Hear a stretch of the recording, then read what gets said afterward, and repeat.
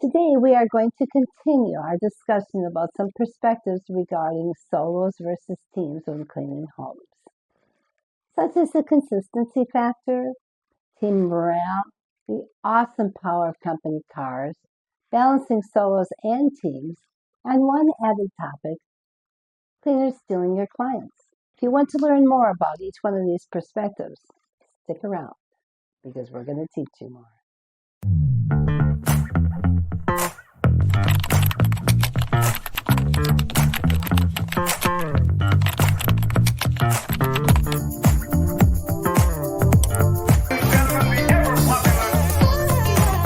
Good day. I am Sharon Tinberg, creator of CleanSmart Academy, where we turn regular people into extraordinary cleaners. Today we're going to talk about teams versus solos, and one of the biggest perspectives, which is consistency. Consistency is a factor that is one of the biggest challenges for cleaning services, and a little bit bigger of a challenge with solos. Clients appreciate seeing familiar faces in their homes. With a team, if one cleaner is absent, the client still recognizes the other face and can still go shopping. This continuity builds trust and reduces complaints. Teams also help with idiosyncrasies, like tricky locks or specific client preferences, because at least one cleaner on the team will know the routine, which could save you a trip running out to the client's home to help the solo get into the home. So much time wasted. Team morale has always been a key factor in the success of a cleaning company. Happy cleaners do outstanding work. Cleaning with a partner can make a job more enjoyable. After a tough client, teammates can laugh it off together instead of dwelling on the negativity. I hate my job, I hate my job. This camaraderie can prevent burnout and keep your cleaners happier in their roles. And we all know many cleaners and trainers we have lost because of burnout. To me, the power of company cars is the biggest advantage of teams. You have the ability to use company cars when you have teams. It's cost prohibitive for solos.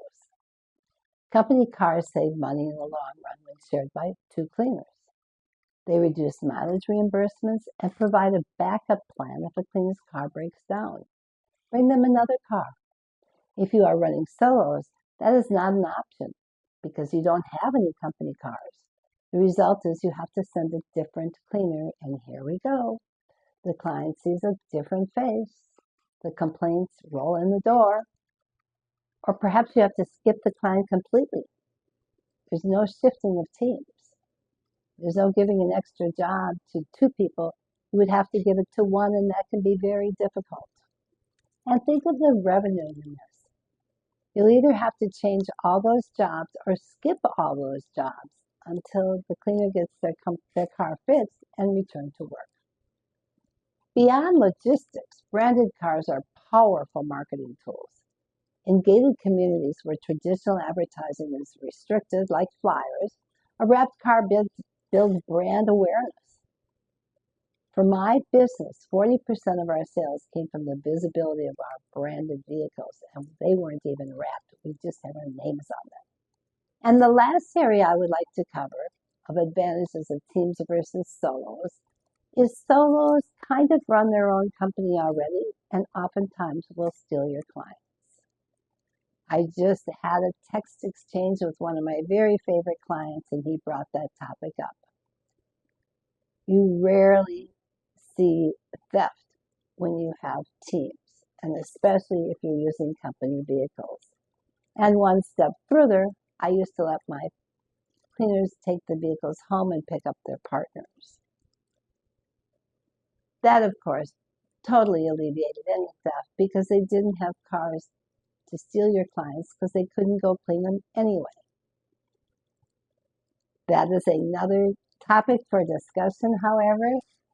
Today, we just want to say that company cars do lead to a lot of advantages, and you cannot afford them with solos.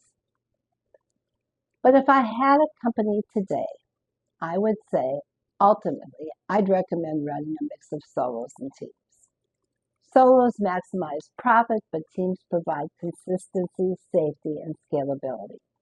The key is balancing both models to meet the needs of your business and your clients. Do what one of my favorite clients does. If you hire a new cleaner and you run them through all your teams and nobody wants to work with them, but they like cleaning, for heaven's sakes, don't let somebody go who likes cleaning if they're good at it. Let them work alone. Make them a solo. You wouldn't want a whole company filled with horrible attitudes, but a few of them can fill some big holes for you. But when all is said and done, remember, consistency is key. Whether you run solos or teams, the most important factor is consistency in your cleaning, in both the cleaners and the process they follow.